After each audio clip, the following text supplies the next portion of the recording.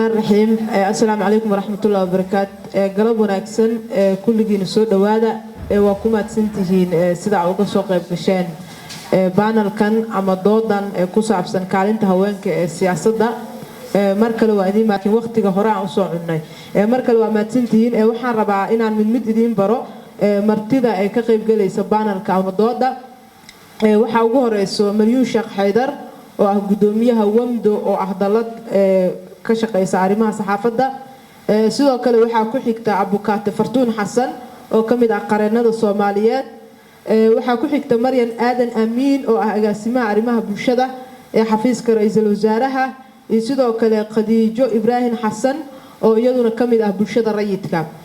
sidoo kale waxa barnaamijkan qayb ka ah Caasha Axmed Baarxuud oo iyaduna kamid ah bulshada rayidka kulligiin waa idin soo dhaweynaynaa soo dhawaada martida dooda ka qayb galayso sidoo kale soo dhawaada dhageystayaasha dooda dhageysanayo sidoo kalena daawanayo dooda waxay ku saabsan tahay kaalinta haweenka ay ku leeyihiin siyaasadda caqabadihii ay soo mareen kuwa hadda ku horgudban ee ka haysta ka qaybgalka siyaasadda iyo sida guud ahaanba looga gudbi karo caqabadahaasi maadaama hadda 2021 horaanteeda la filayo in doorasho la gaaro ka horna 2016 ay soo dhacday olole iyo campaign badan oo lagu soo galay siyaasadda marka waxaan fiirinaynaa mushkiladaha hadda jira horumarada la gaaray iyo sida lagu gaari karo in la xaqiijiyo ka qaybgalka haweenka ee siyaasadda waxaan rabaa inaan ku bilaabo Maryuun oo sidan aan u wado Maryuun Sheekh Xaydar waxaad ka mid tahay marka laga soo tago gudoomiyaha Wamdo bulshada rayidka ogaalkaaga misleeda haweenka guulo waaweyn oo la taaban kara ay ka gaareen siyaasadda marka aad fiiriso tiimka soo abaabulay Samadoon iyo ka qaybgalayaasha gabdhahan quruxda badan iyo panelka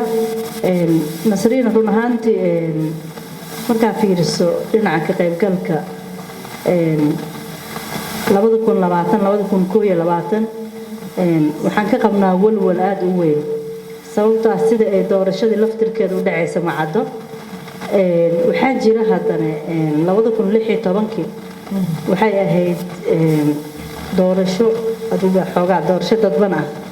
laakiin gabdhaha kuraastooda iyo dhinaca ka qaybgalka siyaasadda waxaa loo siiyey oday walba waxaa la yiri gabdhaha kootadooda waa inaad dhigtaa qayb u reeb ahaan haween ahaan u reeb haween ahaan loo reebay kursiga 3 ah mid ah haween ah kii 5 ah mid ah haween ah kii 6 ah laba haween ah saasay ahayd tiro ahaan marka waxay ahayd waan lagu faa'iiday hadda waa arkaysaa baarlamaanka aqalka sare aqalka hoose tirada soo gashay oo waa mid aan yaani anaga hadda aan wali aan comfortable ku ahay laakiin tii hore ka roontay marka hadda doorashada qaabka u dhacaysa markii la ogaado ayaan yaani dhigi karnaa sidii haweenka haween ahaan xataa u tartamaan kaligood kursigaas guulaha haweenka ay ka gaareen ee siyaasadda wax muuqdo oo isdhihi karo heerkaas ay maanta gaareen ma yihiin guulaha horta wax waa gaarnay waxna way noo dhiman yihiin wax waan gaarnay oo 30% ka xataa weli ma buuxsamin oo weli weakness jiro laakiin guulaha ka gaarnay oo as woman ahaan waa advocacy badan oo la sameeyay oo wacyigelin badan la sameeyay iyo odayaasha dhaqanka anaga nagu ahaa caqabad oo ayaga laftirkoodii leeyahay haweenkii gooni waxooda loo dhigo taasaan guula aan filayna because inuu ogolaadaaba waxay ahayd guul sababta haduu yiraahdo ma ogolaanay mana galayso mana saxiixay taas waxay caqabad noogu ahaan lahayd laakiin hadda waxay noqotay in odayga uu ogolaado in gabadha ay tartami karto waa maadsan tahay Maryuun waa kugu soo laaban doonaa inta aan siinin Abukaate Fartuun waxaan rabaa inaan siiyo Maryan Aadan Amiin oo agaasimaha arrimaha bulshada ee xafiiska ra'iisul wasaaraha qaybna ka ahayd markii laga shaqeynayay barnaamijkan dumarka ay siyaasadda ku soo galeen dadkii xoog uga shaqeynayay Maryan adigoo ku soo dhawaanayo dooda marka aad fiiriso heerka maanta dumarkeenu ay ka joogaan siyaasadda walaac badan in kastoo uu jiro laakiin hadda heerka la taagan yahay heer la isdhihi karo dumarka ka qaybgalkooda uu ku filan yahay miya bismillaah waan mahadsantahay Nasriin baanalka ila fadhiyo walaalahay ka soo qaybgalayaasha doodan quruxda badan iyo Ramadan oo cilmi baaris badan ku sameeyay xagga siyaasadda haweenkii dhalinyarada iyo qaybaha kala duwan ee bulshada waa mahadsantiin waa salaamaya intaas kadib waxaan dhihi karaa aniga marka loo fiiriyo doorashooyinka hore soo gali jirnay midaan maanta naga horeysay nagu soo fool leh gabdhaha guulo waaweyn ka gaareen waxa sabab u ah dawladda way jiri jireen waan la shaqeey jirnay ma jirin 8 gabdhood oo wasiiro iyo wasiir ku-xigeen ah oo dawlad ka tirsan dawlad 26 wasiira 5 gabdhood inay wasiiro noqoto waxaan dhihi karaa qayliya ma qabo guulaha la gaaray kamid tahay 3 wasiir ku-xigeen ay jirto waxa jira hay'adaha kala duwan ee dawladda gabdho madax ka ah oo ka shaqeeyo waxa jiro safiiro ilaa maanta u dambeysay aad maqlayso wasiir hore caafimaadka in loo magacaabo safiirka Zambia intaas oo dhan waxay ku timid dawladeena oo noo garanayso inay gabdhuhu wax noqdaan ayaan sidii kala qayb kamid ah waxaan leeyahay guulo waa la gaaray laakiin dadaalka in la sii wado si ay guusha u sii badato waa muhiim waa maadsantahay caasho marka adiga ku siiyo anigoo ku laaban doono Khadiijo iyo Abukaati Fartuun dumarka marka laga hadlayo ka qaybgalka siyaasadda waxay aad uga cawdaan ama mushkilad weynba ku ah dhaqanka iyo waxyaabo kale oo la xiriira marka kuwa ayaa kamid ah isleedahay dhibaatooyinka maanta dumarka ka haysta ku dhex jirka siyaasadda ama ay qaabili karaan dumar badan oo iyagu u soo barataaraya sidii siyaasadda ay uga qaybgali lahaayeen bismillaahir rahmaanir rahiim saawada dhantiin waa salaame waxaa mahad gaar iskale ururka Samadoon oo aad noogu fidiyay maaragta dood wadaagan oo habeen kaliya ah runtii waa bogaadinaynaa mid kale waxa waaye siyaasadda habeenka meesha ka taagan yihiin meel fog ay ka yimaadeen haddana meeshan u sii socono meel dheer waaye meel hataa muuqata hataa ma ahin laakiin waxaa loo baahan yahay adkeysi iyo dhabar adeeg ayaa loo baahan yahay way jirtaa xoogaa dhinaca dhaqanka in culays badan oo ka jiro hadda 30% lagu yimid waxay ku timid maxay raad juhud badan ay ku timid waxay ku timid maaragtaa in saddex rag ah in hal qof laga dhigo gabar laga dhigo way jiraan maxay raada beela qaarkood oo wada niman ah oo diideen ilaa habeen ma soo gashay ay dhahayaan laakiin haddana waxaan ku bogaadinaynaa dawladii hore aad bay 30%ga ee xoog u saartay sidii ku fulheedii sida ku soo gali lahayn despite aqabada kasto aan maxay raadaan aan ay arkaan sida wada dhaqameedyada ha ahaadaano maaragtaa inuu maxay raadaan la yiraahdo waa gabare siyaasadda waxa kama oga camal marka meel fogaan ka iimaanay laakiin hadda meesha aan taaganahay meel fiican waaye oo 30%ga laakiin waxa loo sii baahan yahay 30% waa ugu yaraan ma aha xadid anaga aan leena aan goosana ma ahan waa ugu yaraan ka hor inaan maxay raadaan ka badan aan helno sida ay ka dhawaajisay Maryan waa runteed wasaaradaha oo dhan way ku wada jiraan meel kasta ay ku wada jiraan laakiin haddana waxaad arkaysaa saddexda position ugu waaweyn oo ah wasiir ku-xigeen iyo agaasimo guud ama haddii shirkado ay tahay oo kale sida gudoomiye ku-xigeen iyo agaasimo guud saddexda meelood saddexdaas jago waaweyn oo ugu sareyso haddii ay ka maqan tahay hal gabar waxaan nahay fashil aan ku nahay meeshaas waata casho waa maadsantaa kugu soo laaban doonaa Khadiijo markaas iyo anigoo siin doona Abukaati Fartuun haddii weli ay sii taagan tahay mushkiladii ahayd in 30% uusan dastuurka ku qornayn inkastoo hadda dib u eegistiisa la soo idleeyay laakiin aan weli la xaqiijinin in 30% dumarka qootada siyaasadda ay ku leeyihiin meeshaas lagu cadeeyay odayadii dhaqankana ay meel fadhiyaan qabaa'iladii qaarna weli ay aaminsan yihiin in dumar aysan ku matali karin qabaa'ilkaasi kursiga ama siyaasadaba marka maxaa is leedahay oo rajo ah waa la qabi karaa oo caqabadahan weli hortaagan u noqon kara wax fududeyn kara oo looga gudbi karo bismillaahir rahmaanir rahiim su'aashaas waxaan kaga jawaabi karaa waxa looga gudbi karaa waa xisbiyada oday dhaqan waxa looga gudbi karaa waa xisbiyada waa in xisbiyada la iska diiwaan geliyo oo lagu soo galo kuraastii gabdhaha waa la helayaa sababtoo ah xisbiga waxa ku qoran sharciyan haddii 3 kursi ay yaalaan 2 markay rag noqdaan mid waa gabar hadday gabadhaas ay wax cilada ku timaado ama xanuun ama ay ka tagto meesha booskeeda nin ma galaayo haddana gabaraa gelaysaa taas muran ma laha koontadeedana 30 iyo wixii ka badan waay maaha 30 wax ka yar marka taas sharciyan la rabaa in maaragtay wax lagu doodo ilaa haddana waxaan u doodaynaa waa 30% iyo wax ka badan ma inaan 30 soo koobno waagi hore 30 u doodaynay 24% la siiyay marka hadda waxaan rabnaa in 30% iyo wax ka badan inaan helno insha Allah waan kugu soo laaban doonaa abukaate fartuun marka adiga aan ku siiyo haddii waxaan aysan ahayn wax sharciga ku qoran oo xeer jajab iyo iska tahay heshiis aqyaareed oo kale sidee dib u sii noqon kartaa in mar kale saami la hubo la helo oo siyaasadda lagu imaado marka ugu horeysa assalaamu calaykum waraxmatullaahi wabarakaatuh salaatu wasalaamu calaa rasuulillaahi sallallahu alayhi wasallam wa idin salaam dhammaantiina gaar ahaan ururka Samadoon haddii aysan ahayn wax sharci lagu qoray haddii aysan sharci ahayn oo marka horeba aan sharciga lagu qorin in banaanka la keeno lagu dhawaaqo waa qalad wadanka wuxuu ku dhisan yahay sharci sharcigana waa sharci ummadda Soomaaliyeed ku heshiisay ha ahaado ku meel gaar oo transitional government ama ahaado mid sax ah waa sharci ummadda Soomaaliyeed ku heshiisay mar haddii uusan sharciga ku jirin lagu dhawaaqo ma ahayn laakiin wuxuu ahaa xeer jajab shirarkii Garowe 1 iyo Garowe 2 isku afgartay haddana ma lagu qasaarin oo markii ugu dambeysay 2016 loo tartamay siyaasadda hadda lagu jiro iyadana waxaa laga dhigay shirkii madasha lagu soo daray iyadoo iska ahayd gentleman agreement waxyaabihii soo baxayay marka taaskeeda ma ahayd in la xoojiyo waa ahayd mar haddii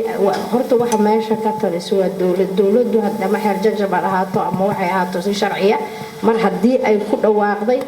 dowladduna ay raali ka tahay waxaa la rabay inay sii xoojiso ballantii ay qaadayna ay maanta maaragtaa ay qaaday ay ku dhaw ay siday ahayd u dirdirgeliso haweenka ani waxaan ogahay inay 30% loo ogolaaday baarlamaanka xuquuq wadanka inay ku leeyihiin ani laakiin waxaan aaminsanahay dalkan rag iyo dumarba inay xaq u leeyihiin talada dalkuna ka dhaxayso siday raggu talo ugu leeyihiin dalka dumarkuna inay ugu leeyihiin dumarka inkastoo ay wax dhibaato geysan ana abukaatana sharciga qaar xuquuqul insaanka difaac xaqana runtaan ka sheegaa dalka waxa burburiyo dumar ma dalka waxa burburiyo waa rag dalkan waxa soo dhisay waa haween ama talaha ku dhisay ama xoogooda ku dhisay ama xisaabtooda ku dhisay wax dadka ilaa 90kii dadka ilaa hadda biilay waa haween marka aniga waxaan leeyahay iskuma ay haweenku hooyo tahay kan pilotka ay diyaaradda wada ama kan madaxweynaha hooyaa dhasho wax soo barta waxaan jeclaan lahaa in 30% waana la ku yareeyay 30kii baaban haynine in gabdhihii 30% laga badiyo oo 100% dastuurkii lagu soo daro oo constitutional laga dhigo saasa jecel waa taqamaadsantaa oo kugu soo laaban doonaa milyuun marka adiga ku siiyo haweenka oo ololahooda iyo ka qaybgalka siyaasadda habka ay ku gaari lahaayeen oo yar ma tahay mushkilad kale oo marka qaar meesha ka saaraysa in saami fiican siyaasadda ka helin horta haweenka sidoodaba ka qaybgalkooda oo siyaasadda ma aha mid hadda bilaabatay 2007 dowladii Cabdullaahi Yuusuf buugaa lagu qoray inay haweenka helaan 20% malin 12 oo waxaa la helay oo waxa ah lagu qoray odayaashii iyo intii joogtay buu markaas shirka la isku raacay qodobadii la isku raacay ka mid ahayd haddana 12 kalmeelna waxaa la helay 8 sababta ah dawladdi walbo ee timaada dhaqangalkii markii la yiraahdo intaas wixii la isku raacay oo qoraal ah hadii constitutionka lagu qoro dabcan qodob dastuuri waa cidna ma diidi karto laakiin dhibkana haysta wuxuu yahay dastuurka kuma salaysna mana lagu qorin weli aflan joognaan waxaa ugu roolneed boqolkiiba 30 hadda dowladii hadda oo 16 2016 oo iyada laftirkeeda xal la miday in gabdhaha beeldana la siiyay xildhibaanadooda la yiri gabdho qof qabiil kasta ka soo baxo beeldan halka gabar oo la rabay 5 gabdhood aad tartamayso shanta shan nafay ka kala socdaan qofka ilaahay siiyo because ragiyaa diira annaga gabar ma galeena annaga ma galeena taas waxay diir shabeelle ka dhacday haddana ilaa ma aqalka sare iyo aqalka hoose baarlamaanka golaha shacabka waxay wadaan advocacy oo gobolada ah steedyada ku jiraan ay tageen inkastoo madaxweynihii laftirkiisa maamul goboleedka loo tago oo laftirkiisii af ahaan waa lagu soo dhaweynaa laakiin wax qoraal ah weli ma jiraan marka tirada hadda la rabo inay ka qayb gasho weliba 30 joogna 30 gacan kuma hayno marka aan waxaan bari 30 yaa la isku koobinay ilaa 50 si loo gaaro yani aan dhahno tirada 30 ka badan si aan u helno 30 rasmiga ay u timaado marka tiradan hadda la rabo in loo istaago waxa waaye upper house inay gabdhihi soo galaan 50% qoladan aqalka hoosena ay soo galaan ee baarlamaanka federaalka ayagana 50% ay soo galaan haddii taas aan la helin gabdhihii waxa waaye qaabkay u qaybgelayaan meel cid soo istaagaan waa tahay marin aadan amiin dastuurka hadda waa la wadaa baarlamaanka waa la horgeeyay gudoomiyaha baarlamaanka waa la horgeeyay civil society iyo isgarbeysade laakiin weli waxaan joognaa weli meeshii la rabo lama joogo weli dastuur laguma qorin waa tahay waa kugu soo laaban doonaa maryan aadan amiin markaan adiga ku siiyo hadda waqtiga dawladdu u harsan ama nidaam dawladeedka ka dhimanba waa uu yar yahay marka aad fiiriso ololaha dumarka haddii ay noqon lahayd kuwa siyaasadda ku jira ee wasiirada iyo xildhibaanada ah ama qaybaha kale shaqooyinka ku jira iyo kuwa kale ee banaanka jooga bulshada rayidka inta badan u qareema ee dumarkii ka qaybgalka siyaasadda iyo wax la xiriira ololaha ama dhaqdhaqaaqa ay wadaan wax muuqdo oo maanta la isdhihi karo waa lagu tashanayaa ma ahan nidaam cusub oo xisbiyana waa loo sii guurayaa marka cabsi intee la eg baa dumar ahaan aan qabnaa oo maanta nagu taagan waa mahadsanta nasriin أنا waxaan dhihi lahaa inkastoo dumarna ahay dumarku waxay qaylo bilaabaan goor dheer waxay fadhiistaana ayadoo la gaarin meeshii rab inay gaareen taas waxa keenayo waa ogeen laba doorasho hore waa isla shaqeynayna waa saxamar isla joognay bulshada rayidka haday tahay dhanka kuwa gabdhaha dawladda ku jira haday tahay hadda xisbiyaha loo guuray boqolkiiba 30 hana la siiyay dhahaan laakiin marka la siiyo gabadhi meeshaas gudoomiye ku xigeen baarlamaan noqon lahayd ayaga jalaafeeyo sababtana ay warsakataa maxaa yeelay waxaan rabaa marka tiraa qofka walaashaaya boqolkiiba 30 aan rabaa oo nasriin hesho ama caasho hesho in aan ugu haro oo noo aleeyahay meesha gashiin aan raali ku ahay gaala hore u socda waxa badan aan dhacdo in gabdhuhu ay dhahaan boqolkiiba 30 inkastoo hadda dastuurka qabyada aan rajo fiican ka qabno sidii walaashay ka dhawaajisay in qodob dastuuri uu noqdo boqolkiiba 30 kaas haddana markii la yiraahdo jagooyinka sarsare ee walaashay ka dhawaajisa loo tartamo gabdhuhu badan waxay u looban garayaan rag xaqiiqna waa taas ma lagu inkiri karto marka caqabadaas intee in la eegaysi jiraysaa caqabadaas way jirtaa ilaa ayaga isu agiigeliyaan ay dhahan alla ilaahay dumar oo aan wax isu ogolaano yaan hoos iska fiirin weligeed way jiree waana la daalayaa ninkii shaqaysto ka dhaqaaqo baa ka reyn doono ninkii dhagaha ka xirto oo gabdhaha dhan ka tilaabsan baa ka gudbi karo laakiin qofkii yiraahdo haweenkii boqolkiiba 30 hala siiyo idina ani milyan aan isku aragnay SYL ayadoo oday aan kala waxeenay no wax dhici kara ma waa taa Maryam caasho marka adiga ku siiyo hadda nidaamka xisbiyada loo sii guurayaa taas laftirkeeda marka la fiiriyo hogaanka xisbiyada iyo ka qaybgalka xisbiyada dumarku baraarug badan ay xisbiyada uga qayb yihiin ma jirto oo hogaanada xisbiyadana way ku yar yihiin oo hal gabar ayaa gudoomiye xisbi ah inta kalena waxaa laga yaabaa inay boorka kaga jiraan hal ama laba iyo wax la mid ah marka taas laftirkeeda see la isugu halayn karaa maadaama hadda la leeyahay odayaashii waa laga hoos baxayaa bismillahi rahmaani rahiim waxaan rabaa intaan su-aasheeda aan ka jawaabin ka hor inaan horta aan xoogaa information aan ku sameeyo aan garab istaago maryan tay ka dhawaajisay waa run gabdhaheena maxay oo sideenaba inaan garab aan is siinna ka muuqato meeshaan mid kale 30%gan waxaa lagu helay marka hore haween nool oo la yaqaano oo maxay raahdaa haween iyo maalin usoo taagnaa jireen oo sadafar lagu keeno 30%ga lagu keenay hadda laakiin uma jeedna haweenkaas oo shalay usoo gurmada oo u taagnaa u dhabar adeego habeenay maalin u taagnaayeen hadda ayagu maxay yiraahdaan qof daba joogto iyo qof ma aragtay soo dhawaajinayso ma jirto ilaahay ajra ka siiyo waa 30% hadda lagu joogo waxaa hadda tusaale noo awili anoo daba joogo maryan arinteeda markii gudoomiyaha la doorto baarlamaanka labada gudoomiye ku xigeen habeen bis soo sharxeen marqaatiga ka timaanay soo sharxeen laba habeen haddana hal gabar kama helin meeqa ku fadhiyaan marka baarlamaanka meeqa ku fadhiyaan 80 iyo 24% waa boqolkiiba 81 haween ku fadhiyaan 81 haddii codkaas halkaas haween ugu shubi lahaayeen oo qof kastana ay keento hal wiil ama laba nin ay keento hal kursi ku guuleysan lahaayeen oo gudoominimada marka mushkilada dhexdooda ka jirta mushkiladu waxay jirtaa markii meesha la tagay ama waxa loo batay runta markaan u hadlo ama jaabkaagii dantaada ama waxay u bateen maxay yiraahdaan beeshoodii la safteen taas waa tii marina ka soo tagay midaan xisbiyadan raacina ka xisbiyada naftirkeeda dumarka ku yiri xisbiyada maya xisbiyada dumarka lahaanshaha ay ku yiri yihiin waa hal qof hal gabar aan leenahay oo leh oo xisbigaas aastay initiative-kaas iska laakiin aaska leh xubnaha sarsare xisbiga oo kale dumarka aad ay ugu yaryihiin hadda waa tii hadda aan kaga dhawaajina aan dhahayo gudoomiye ku xigeen iyo agaasimo guud haddaan hal gabar aan ka weyno failure ana waa fashil waay waa inaad saddexda jako waxaan arkan gabdho badan dhahayaan hadda meeqa inta fadhiso oo xisbi kamida gabdhaheena واقعي وجدا لكن حبين لكن هل قفوا ما أنت اللي كرو فلنتا كجرتا مجرتا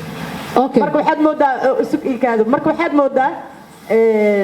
طلياني يقول حدا تيوز الديجيت دهان أو استعمالها يا كبعدين ميلان كأجر دقائق exactly الأساس هو واحد بعطينا يسطو لكن واحد يكره قبله هو أدانا هوينكا إن صدق هذا جو فلنت إن قيب كفيش قبعد جرجر كرة أسي سعكرت لكن هذا فلنت كجر حسبي أن كدر سنة هاي وما قعوية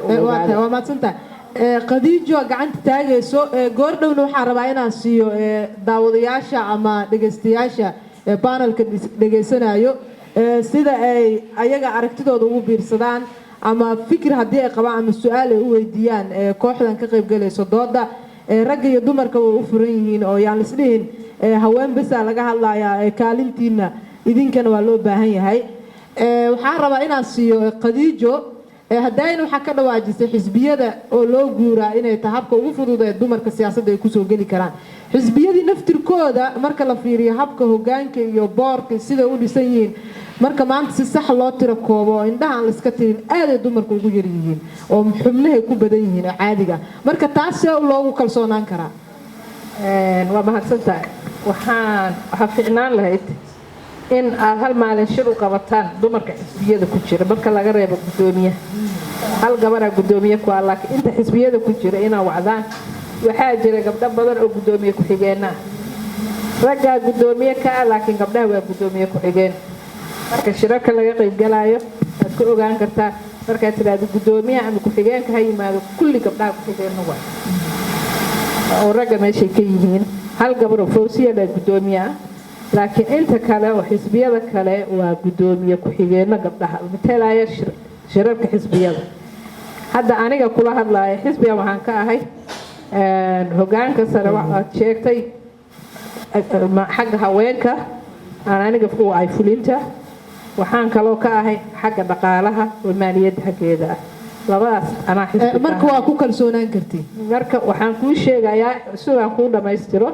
inay jirto madal la yiraahdo madasha haweenka xisbiyada qaranka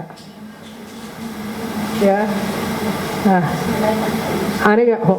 haweenka anaa gudoomiye ku ah garabka haweenka oo xisbiga iyo garabka maaliyadda labadaba waa aniga finance-kan aan u haayo waxaa jira gabdho badan oo ku-xigeenada ah waxaa jira gabdho badan oo xubno ka ah sidaas oo kaleeto qaar haweenka ay ka socdaan qaar ay hayaan dhaqaalaha qaarba baraarujinta gabdho badan aniga shirar waa ka wada qayb galnay ilaa 100 iyo dheeraad bayna hadda marayaan waana idin casumi karaa haddaa u baahtaa waa tahay Khadiijo aad u mahadsan tahay abukaate fartuun aan siinaya maadaama hadda la leeyahay mushkiladda kaliya ee nagu horgudban habka ugu guuri karno waa in nidaamkan xisbiyada badan ay dumarka ay galaan marka taas naftirkeeda wax lagu sii kalsoonaan kara ma tahay sababtoo ah guddiga doorashooyinka madaxa bannaan marka xisbiyada la diiwaan gelinayay waxyaabaha loo fiiriyay waxaa qayb ka ah in dumarka door fiican ay ku lahaadaan oo kale marka taas misleeda haddii mar ololihii iyo cararkii iyo la galo u baratankii siyaasadda taas way ka hoos bixi kartaa dumarka ma isleeyahay ma la isdhihi karo haddii mar dumarku mar hadday inta iyagu shir qabsadaan sida gabadhan walaashay ay sheegtay laga hadlo muhiimadda iyo doorka ay ku leeyihiin dalkan iyo siyaasadiisa xisbi walba gabadh walba ay ku jirto kaalinta ay ka qaadan lahayd horta qasab ma aha gabdhaha in gudoomiye ku-xigeen laga dhigo gabdhuhu ragga siday aqoon u leeyihiin aqoon dumarkuna aqoon u leeyihiin dalka dhismihiisana u geli karaan aan waxaan jeclaan lahaa inaan mar walba gabdhaha hoos loo celino kor loo qaado marka door sare waa ku yeelan karaan laakiin sida hadda aniga ii cad oo aan warbixin badan ku haayo gabdhaha iyagaan isku xirnay oo ragaba ma isku xirno ma la dhihi karaa haddana saasay tahay meel walba waa uga horeeyaan dumar haddii gabdhuhu isku xiraadaan wada tashtaan waxaan aaminsanahay inay xuquuqda ay dawladda ku leeyihiin ay mar walba heli karaan sidaasaan aaminsanahay waa taa halkan waa ku dari doonaa waxaan rabaa inaan siiyo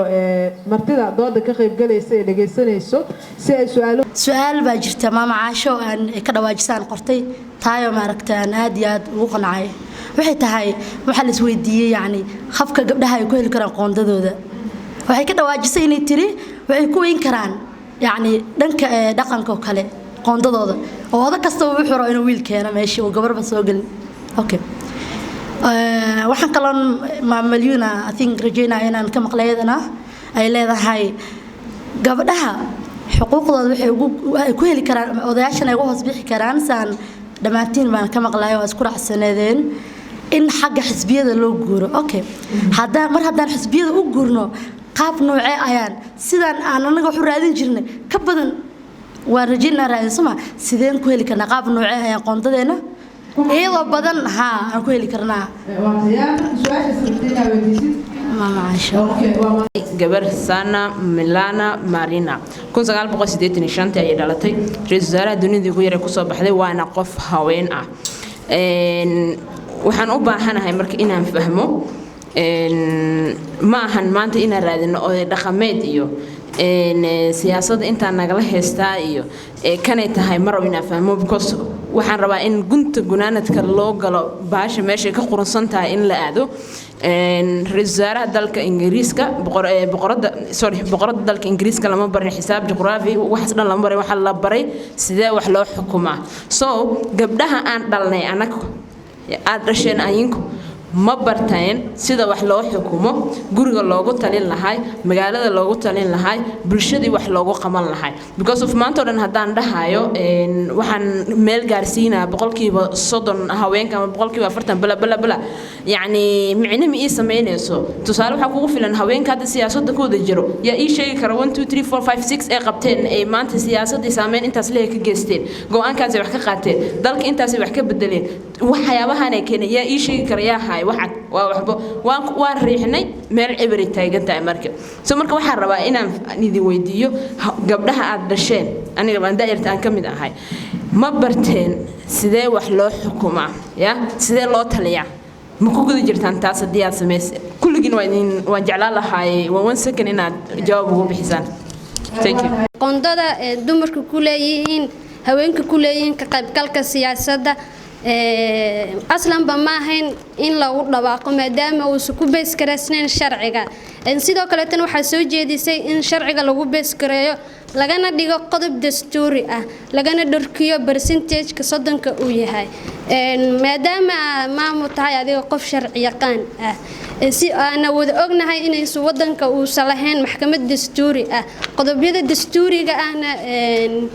dacwadahoodu maxkamadaas qaado ma kula tahay in qodobka haddii uu faayuleed lagu sameeyo ama la jabiyo maxkamad dastuurina uusan wadankii lahayn inay arrinkaas soconayso. waxaan rabaa in ifraax may jaweeriyo meena soomaa meena okay jaweeriyo waxay weydiisay labo su'aal ay weydiisay mid ku saabsan dhaqanka iyo mid xisbiga loo guuraayo ku saabsan marka waxaan rabaa inaan bal dhaqankiina ka soo qabto marka hore dhaqanka wada ogtiin anagna wada naqaan dhaqan wuxuu ka bilaabanaa gurigan habeenaa wada nahay wiilka walaalka waxaa la leeyahay labiso meesha aragta adna waxaa lagu leeyahay walaalka canjeerada u bobsi soo kulligan soo ma wada marin taas waa soo marna soo ha laakiin wiilka ma la dhahayo canjeerada dubo adiga ina ana ku dubno waaye uu labisana iskuul aada adna waxaa laga yaabaa canjeerada dubaayo ina kadib labisatida iskuul aadid haddana ka buunda badnaatid aad dhici karto marka dhaqanka horta meesha soo noqon nooga bilaabanaya waxun ma aha walaalka ina saacidid gurigaaga saacido hooyada saacido waxun ma aha laakiin dhaqanka ahaanta sideeda wuxuu yahay waxyaabo badan oo maxaa yiraahdaa habeenka aan lagu kalsooneen sida dhaqankeena wuu jiraa baadiyaha waxaa la yidhi markii oo geedkan hoostiisa ay ku tashanayaan odayaalka ayadana halkaasay fadhisaa raashinka u diyaarinaysaa markay isqabtaan la yidhi odayaalka ayadoona soo dhexgelinay xagga waxay ka leedahay war saas maahayna saas u dhiga taladii may ka maqantaa marka goobtii ay ka maqantaa maahayna talada kama maqno way toosinaysaa marka anaka habeen ahaan dhaqanka 30% lagu yimid feeri farlaabaa lagu keenay waad ogteen iyo xoogaa lagu keenay way jirtaa hadda dadka hadda fadhiya baarlamaanka noo fadhiya waxa laga rabay inay ka shaqeeyaan ama bay maxay u dadaalaan sidii dastuurka loogu dari lahaa oo ku meel gaarka ah dastuur rasmi ah laakiin ku meel gaar waaye taasna shirkada hadii lagu daro wax dhan waa laakiin way naga gaabiyeen ayaga hadda habeenka oo baarlamaanka ku jira marka dhaqanka wuxuu yahay saddex qofood waa xildhibaanimada hal qof gabar hadii laga yiraahdo maya way jiraan way soo sheegtay milyan hadaate jawhari ka dhacday ina maxay yiraahdaa gabar oo jirta waxa jirta beel aan lahayn hal gabar oo diideen marka adi what you expect marka meel hadii lagaaga diido saas sharciga waxba aad ku lahayn oo miiska tashada waxba aad ku lahayn oo ma aragta aad ka maqan tahay ma diidaysaa marka in la leeyahay waa dumar gadaal aada mid waa midaas dhaqankeena xoogaa dhaqankeena wuu fiican yahay laakiin haddana inaan ka gudubno waaye waa habeen waa gabar dib ha loo dhigo waa inaan ka gudubnaa taasna waxaan ugu gudub karna waxay tahay empowerment inaan sameeyno inaan dhinaca dhaqaalaha aan ku xoog badnaano mid kale dhaqaalaha yaala yasin waa way xoog badan tahay waxay jiraan adduunka xisbiyada markay tartamayaan hadda Republicanka America oo kale waa warshado waay dadka maxay yiraahdaa lobbyistaha wada ah oo lacagta wada siinayaan warshado waay marka empowerment in haddaan habeenkeen aan ku sameeyno dhinaca dhaqaalaha haddaan ku sameeyno dhinaca waxbarashada aan ku sameeyno meel ma gaarino mid waa midaas mid kale waxa waay xisbiyada waay xisbiyada waa loo gudbayaa marka haddaad ka dhawaajinahay dhahay gudoomiye ku xigeen iyo haddaad ku jirin xisbiyan ka tirsanahay waa ka tirsanaa kartaa laakiin qofku ugu jirto waaye fulinta marka taasna waxa waay marka xoog in asaartiin xoog in la saaro ka dhex muuqatin hatta qofka uu oleeya marka u loo bigareey ama hadii ka weynaata ama asleeyna qofkana meesha ka bixi karo laakiin waa inaad ku dadaashin inaad saddex midkood aan ka mid noqotin waa tahay marka waxaan rabaa abukaat fartuun inaan siiso su'aasha uga jawaabto kadibna waxaan idin siinayaa wax ka yar hal daqiiqo oo gunaanudka xalka ku maadaama waqtigii salaada la joogo oo aan rabno inaan soo gabagabeeyno taas waxaan rabaa inaan maadaama idinka dhan ay idinku foolan tahay inaan xalka ku dartiin marka aad ka jawaabaysiin okay soo dhawaad assalaamu calaykum waraxmatullaahi wabarakaatu aan waxaan rabaa inaan isku dayo su'aasha ifraax inaan ka jawaabo oo ah qoondada haweenka 30% sidee dastuurka loogu soo dari karaa haddii aan maxkamad dastuuriya dhisnayn saasaan ugaan gabadha inay tiri kuna heli karaan haweenka xuquuqdooda because haddaan maxkamad dastuuriya dhisnayn garsoorka meelay ka dacwoon karaan ma jiraan su-aasha qodobkaas haddii dastuurka lagu daro oo la jabiyo haddana maxkamad dastuuri aysan dhisnayn soo kusii jiraya oo ku shaqeynaya saas ay su-aasheed saas anigu waxaan qabaa horta wixii lagu heshiiyo diinta islaamka wixii lagu heshiiyo unbaa soconaya guurku waa heshiis furiinku waa heshiis laba qofoo wax kala gadanaysa waa heshiis dowladdan waxbay ku heshiisa waana ka baxda ku meel gaar transitional government waxa u dambeysay dowladda sheekh shariif xasan sheekh dowladdiisii waa dowlad aan ku meel gaar ahayn dunidana laga aqoonsaya dowladda iyo shacabka ummadda Soomaaliyeed waxay ku heshiiyeen dastuurkan ku meel gaarka ah ay maanta golaha shacabkana ay 275 ku fadhiso golaha deegaankana ay 54 ku fadhiyaan haddii mar intaas ay ku heshiiso dowladda iyo shacabkuba in ay maanta ma aragtaa ay kuwada ay wadankiina lagu dhaqo shacabkiina loogu adeego ani ma garan karo in lagu xiro golaha garsoorka iyo dastuurka intuba in lagu xiro oo la yiraahdo 30% ay gabdhuhu ku lahaayeen xuquuqda gabdhaha ee loo ogolaaday lagu lahaa xeer jajbaha ama sharci ahade in laga reebo dastuurka antaasaan aaminsanahay waa tamkaadamaad waa tawaamadsanta waxaan rabaa inaan soo gabagabeeyo oo caamiliisi wax ka yar hal daqiiqo maadaama waqtiga salaada la sii dhaafayo si aa u soo gunaanudaan maliyun sheekh xeedar ka bilaabaya halka maxaa u aragtaa si haweenka 2021 oo la filayo inay doorasho dhacdo horaanteeda saami kan fiican kan hadda ee baarlamaanka ka haystaan oo waliba 30% ka kormarsan ay ugu soo galaan horta tan hadda saamiga oo tirada hadda la haysta ka badan sidii lagu heli lahaa waxay loolan adag ayay rabtaa in loo galo loolankaasna waxaa isleeyahay waxaa loo gudbi karaa in xitan xisbiyada ay gabdhaha rool muuqda ku yeeshaan sida hadda jirta xisbiyada gudoomiye iyo ku-xigeenna intaba way leeyihiin inkastoo gudoomiyaasha ay ku yar yihiin laakiin guddiga fulinta iyo golaha dhexeba labadaba gabdho way ku jiraan markaa fiiriso xisbiyada marka taasaan isleeyahay ama roolkeeda inuu yani rool fiican ay ka qaadan karaan iyo in advocacy badan la sameeyo si gabdhihii ay u helaan yani tiradii ugu badnayd marka su-aashii waxaan rabaa inaan raaciyo hidaayo gabdhaha horta sidoodaba ma la baray ama kuwiina idiin jooga xukun ma la baray xukun waa la baray iyo qaadkay wax u xukumaan tusaale waxaa ah guriga markaa ku dhaaftid oo qarash u dhiibtid ay ku manage garayso guriga si hagaagsan ay kuugu qabato waa inay wax xukumi karto wiilkii way xukumi kartaa guriga mas-uuliyadiisa way xukumi kartaa reer hadday yeelatana way xukumi kartaa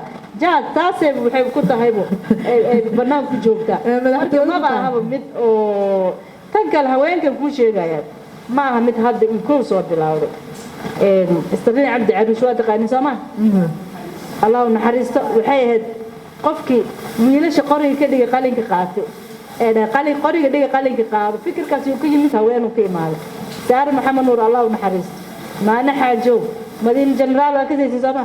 انتي نبدا marka dadkaas waxay soo galeen loolan adag loolankiina wiil waa socdaa oo mid ha kismay ma aha marka gabdhaha waxaan leeyahay in ayaga laftirkiina markaad iskuulaadka soo tagtaan xataa gabdhaha hadda jaamacada kaalin fiican ay kulli ka galeen kulli gudoomiye iskuul walba iyo jaamacad walba gabadha hogaaminaysa qaarkood waxay ku leeyahay wiilashan ma hogaamin karaan inkastoo isku fikir ay sameeyeen laakiin rajadooda ma xuma idinkan dadaalka si laba laabo maadaama aad waa maadsan tahay abukaati fartuun xalka maxaa u aragtaa gabagabadii waxaa mareynaa dooda si haweenka siyaasadda door fiican ay ugu soo galaan oo aysan u dhigin oday baa naga hoos bixiyay annaga isdiidan iyo waxyaabo badan oo cudurdaar aysan u sheegin aniga gabdhaha Soomaaliyeed waxaan tala ahaan u soo jeedin lahaa horta gabdhu waa gabdho fiican ina horta waxbarashada ku dadaashaan dalkuna alxamdulillah shukr rabbil caalamiin oday dhaqameed waa ku gudbi doonaa waxaan gaari doonaa hal cod iyo hal cod iyo xisbiyada markii la gala gabar baa daay su'aal dheeysay xisbiyada haddaan ku jirno sideen qoondiyadeen uga heli doonaa xisbi walba aad ka mid tahay aqoontaada iyo sharcigaaga ayaad u soo bandhigaysaa waxaan aaminsanahay inuu xisbigaagu ku hagri doonin haddii aad wax barato aad shahaado haysato marka gabdhaha waxaan aaminsanahay haddaad wax barataan shahaadooyinkiina haysataan xisbiyu insha Allah dalku noqon doona hal qof iyo hal cod xisbiyadaas aad ka mid tihiin ay u soo bandhigi doontiin gabar walba aqoonteeda meel ku gaaraysaa aqoontiina xoojiya hoosa isku dhigiro billahi tawfiiq waa tahay waa maadsan tahay waxaan rabaa inaan siiyo Maryan Aadan Amiin halka maxaa u aragtaa bismillaahi raxmaani raxiim hada caqabadii waa naga boodsan caqabadii iyo wixii aan ka hadlay waa ka gudubnay waxaan maraynaa gabagabada halka maxaa u aragtaa halka waxaan u arkaa in gabdhaha Soomaaliyeed oo midoobo istaakuleeyo israaco dhexda isqabsado isu hiiliyo hadday midda labaad hadday xisbiyo ka qaybgalayaan inay yururuulun intay isu raacaan xisbiga markay tagaan ay dhahaan tira halaha isla egaan nahay maxaad noo ogashiin gudoomiye ku-xigeen ma noo ogashiin ma noo ogashiin xogeeyihii juweyna ma noo ogashiin yaa waxa abaayaday aan soo galay aan dure finansiga loogu dhiibay inay dibadaha lacagta ka soo aruuriso anaa ku dhawooyo sug anaa ragga waa naqaanaa wayna dhaleen waan la dhalan wixii dumiyeyna dhisownaa waxa finansiga loogu dhiibay lacagta maxadaysid ma cunaysid koobdhe ma gilgisho madaxa waana soo aruurinay haddii waa waray la dhaho cirii dhul meeshay jirto waa ka keenay garabka haweenka waxa lagu dhiibay haweenka inaa adiga keliya hogaamin kartana way ogyihiin waa kugu maslaxayaan hadday rag yihiin gudoomiyaha kaa dhigaan waa u qalantaa qadiij profesooradaatee waa kuu soo dhiibaa waxa kaloo jiro lama gorgortamayna ani aad uma duri jirin laakiin haddina waxaan arkaysa cidna wax la ogoleen wiil intuu yimaado meel intuu soo wado jagadaanaa nasriin leedahay qabso kuma dhahaayo ilaa aad waxbarashadaada iyo aqoontaada kula dagaashid madax fiicana hadda wadanka noo joogto noo saadaariyeen inay doorasho one man one vote dhici doonto xisbiyaha ilaahay idinkii samaysanayna hawsha tii hore maaha 65% aan bulshada kana ani waxaan qabaa dhaxda hal la xirto waqtiyada yaa la dhumin waqtigiina faaruqa wax barta habeenkii online xataa wax ku barta isa soo saara idinka gabar walba edabteeda iyo sharafteeda isku soo saarto boqorad ajirta boqorad balqiis la dhaho inaan ku dheeraad ma rabo oo Yemen xukumi jirtay oo wili diin islaam ah haysan abaayada waa ila yaqaaniin waxay fulisay amar ka yimid nabi Suleymaan oo ahay ama islaam alayhi salaam ama talaaba laga qaada raggiyo farfakanaya celisay waxay tiri ma rabo ii sheeg dagaal say hadiyad ugu dhiibaysay ilaa Yemen oo dhan ay islaamiso waa ogtiin sanaba nabiga alayhi salaatu wasalaam inay asagoo ma xiiranayna ay dhaheen asxaabti ay tiri adiga bilaa xiirista ayaga kugu daya doonay gabdhaheena diinta islaamkana kaalin waaweyn ay ugu jiraan dhanka kale sharciyadana waad ogtiin meesha ka taagan yihiin gabadhi meel loo dhiibo wax ma xado wax ma godol yaareyso hadday u badato ilmaha bariiska siisataa hadday u badato guri ma gadato waa hooyo wixii oo ragga dumiyay dhistaa wuxuu dayacay xanaaneysaa ilmuhu kaga tagay xanaaneysaa waxbarashana haddaan kaga jawaabo gabadhayda waaba macalimad hooyo adaa macalimada anaa macalimada ayeydaya macalimada kulli macalimiin aan ahay wixii dumar ragguna nooma diidan waa maadsan tahay waxaan rabnaa inaan soo gabagabeeno qadiija siinaya si ay xalka uga fiiriso waxa la sameyn karo maadaama gabagabadii aan mareen waqtigii salaadan uu nasiihay horta Mariana waxay rabaa inaan u ifiyo Marian xisbiga aan ka tirsanay gudoomiyuhu waa haween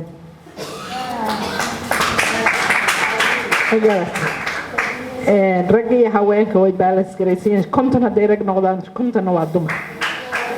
inta taasaan kuu sheegayaa marka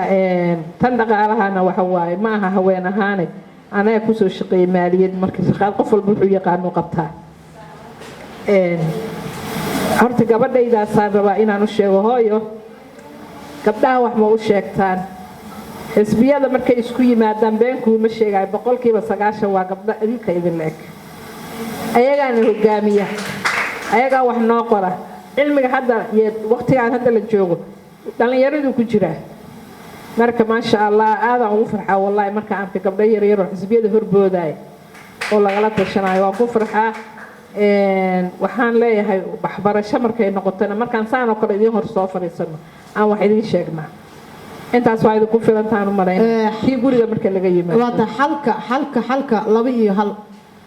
xalkeena wuxuu ku jiraa siyaasad dumarka ku soo gali karaan xalkeena wuxuu ku jiraa annaga u madowna hadda waa aniga idin lahaa gabdhaha intay is ururiyeen waxay samaysteen dhalinyaro iyo dad waaweynba leh madal lagu midaysan yahay oo la yiraahdo madasha xisbiyada haweenka qaranka ragga kuma shaqalaha gabar walba xisbigay ka socotay tii kulli waxa isugu nimid hal meel hal website waxa samaysanaa WhatsApp ah oo ku wada xariirno marka midnima loo baahan yahay hal mowqif loo baahan codkeenuna waa 30% iyo wax ka badan intaas inaa u midowday waad maadsan tahay waxaana mar walba aan wax fariin u dirnaa baarlamaanka oo hor yaalo maanta qoontadeena waa inaan ansixiyaan mar walba oo sheegnaa waan meel walba oo badana marada u dambeysayna VOA-da iyo waxay u marsiinay Universal. waa tahay khadiija waa maadsantaa ku mahadcelinaa بسم الله caasha rabaa inaan kusoo gabagabay ha waxaan rabaa inaan maxay rahdaa hidaayo ani ayada meel iskala shaqeynaa ana ayada naftarkeeda barbaariyaa marka ma ka hadli kartaba waxaan rabaa inaan usoo laabto gabagabada iyo gunaanada iyo xalka laakiin waxaan rabaa wax yar inaan dib ugu noqdo Maria Aamintee ka dhawaajisay oo ah Maria Aamin waa ognaa maxay rahdaa sidee tahay arrinta sidee tahay laakiin one man one vote I wish hadii dhici lahayd wadankan ka dhici lahayd oo meel ilaa raas caseeros gabar one person one maxay rahdaa vote I wish hadii ka dhici lahayd waa mid kaliya ee haweenkan ay ku soo bixi karaan ee ku imaan karaan ilaa raas caanood ilaa iyo maxaa maaragtaa raas kabooni mid waa midaas Maria Aamin Allah na gaarsiiyo hal qof iyo hal cod mid waa midaas gabdho badan way ku soo baxayaan gabagabada marka waxay tahay nasrin ha qaban gabagabada waxay tahay waxa waaye inaan maxay rahaa horta empowerment wax liirana isku sameeyno dhinaca waxbarashada waa aad muhiim u tahay dhinaca waxbarashada dhinaca dhaqaalaha hadda dhinaca dhaqaalaha ragga kale anaga kale jidid kale inaan shaah ku karno kaliya anaga maxay rahaa maxaa u dhalanay Somaha okay hal gabadh ma jirtaa oo CEO maxay rahaa maxaa hormuud oo kala heeso ma jirtaa ملهين سما يا مراكيب إيمانيان ويرهين قبلها كجوران ودرو راشين في إسارين يا هاي ويرهين نمنا أسكبضله هذا أنا كجديد كي أنكو كارينا شاي يوم حير هذا يو أنكو سحنا هل ما هذا شاي أنا كارينين سكر وحشة على ما جرو وبحسكر جدا ما جرت علينا مجد ميسو أودا سان لنا أم هيرات أم هوينات رجع رالي هذا مراكيب تكينا أنا كلاك هل ما هذا أديك جوجينو ويودا ما تمرك إن حد قالها هرت إن أزم حير هذا عن جناح سيقيب أكسوق الشان إن حد قالها وحق بتاع بنجية إن هاي أذا ماركنا برايفت كاسيبو هذا بك هاي أذا هو ماشي كل يحيو ميل ده أتكو جاري كرتيد مركب باللاودو كو إيه وحبرشة كلو تقاتير تأه وحبرشة كلو أفوكاتيال كأه وحبرشة ميل فوقين جينا مركب حالك نوقف ذو حيط هاي إن أساس كله دجالنا iyo inaadan kursi adiga aleedahay cidna aysan ka qaadan haduu aabaha yahay hata inaad tahay kursigan ana iskala aabe raalaha wana guriga iiga duciyo ana guriga ku keenayo beesade waa taa milyan sheekh xeedar wax ka yar sakamo sakanisa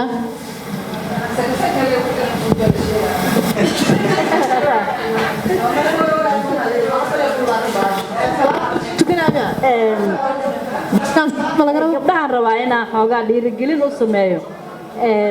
balqiisa yamaniyeed kumanaan sano ka hor waaye taladaas ay dhiibayso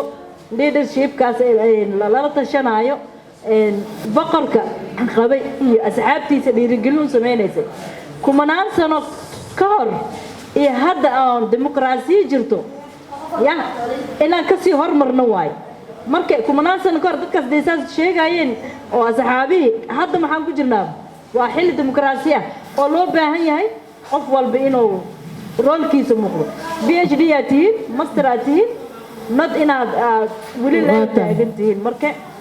mar walba taas ku fikira aada umahadsantihiin nasriina weli la haysatee waa tahay waa mahadsantahay waa soo gabagabeynaynaa halkaan rabaa inaan hal mar ku daro ii soo koob milyan ii soo koob dastuurka in lagu qoro tirada aan rabno oo cayiman markaan helna xalkeena anaga meesha waa tahay aada u mahadsantahay waxaan rabaa inaan u mahad celiyo milyan sheekh xeedar oo ah gudoomiyaha wamdo abukaati fartuun xasan sidoo kale waxaan rabaa inaan u mahad celiyo khadiijo ibraahim xasan oo bulshada rayidka ka tirsan iyo maryan aadan amiin oo ah agaasimaha arrimaha bulshada ee xafiiska ra-iisul wasaaraha iyo caashi axmed baarxuud oo iyadana bulshada rayidka ka tirsan sidoo kale ah directorka ama gudoomiyaha ururka ganacsiga haweenka Soomaaliyeed anigoo nasriina idin la socodsiinaa idinkasoo ku mahadsantihiin la socodkii fikir ku darsashadiina sidaas nabadgelyo waa mahadsantihiin martida waa idin mahad celinaa mahadsanidin